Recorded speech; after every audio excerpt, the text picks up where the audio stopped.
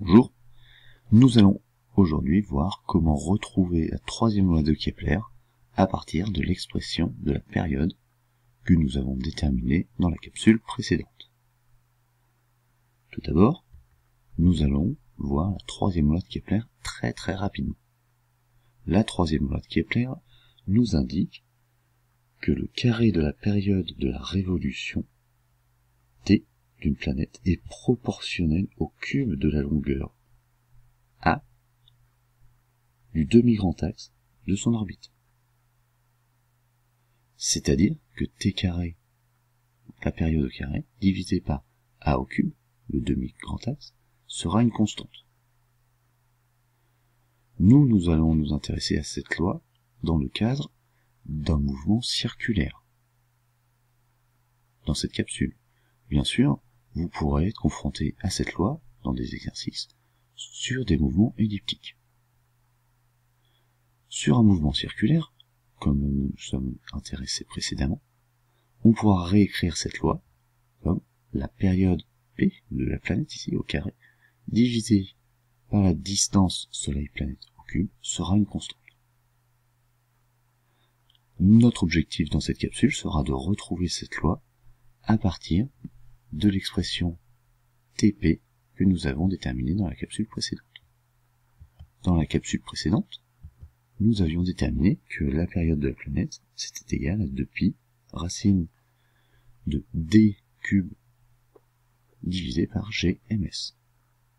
Pour retrouver la troisième loi de Kepler, il va nous suffire de passer cette expression, donc d'élever cette expression au carré. On va élever à gauche du signe égal au carré et à droite au carré aussi. Ça va nous donner que la période au carré va être égale à 4π carré et la racine va s'en aller. C'est-à-dire que nous allons obtenir d cubes divisé par gms. Il nous suffira maintenant de passer de l'autre côté du signe égal la distance.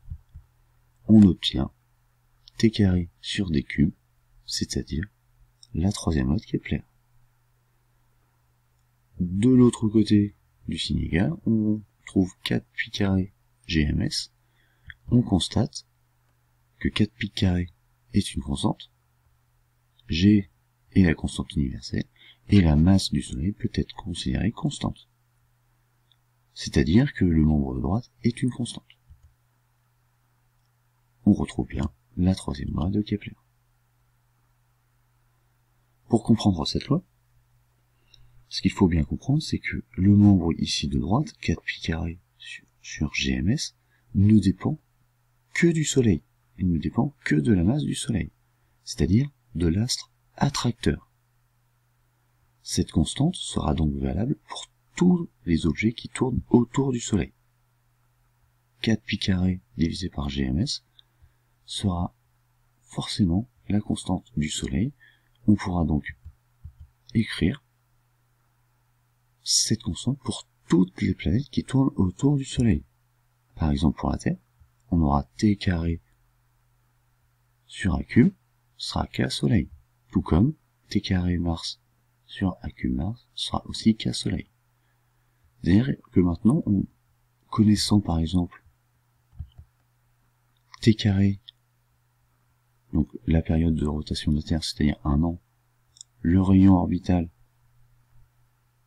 de la Terre, on pourra, si on connaît un des deux membres, soit t, soit a au cube de Mars, déterminer l'un des deux membres très simplement.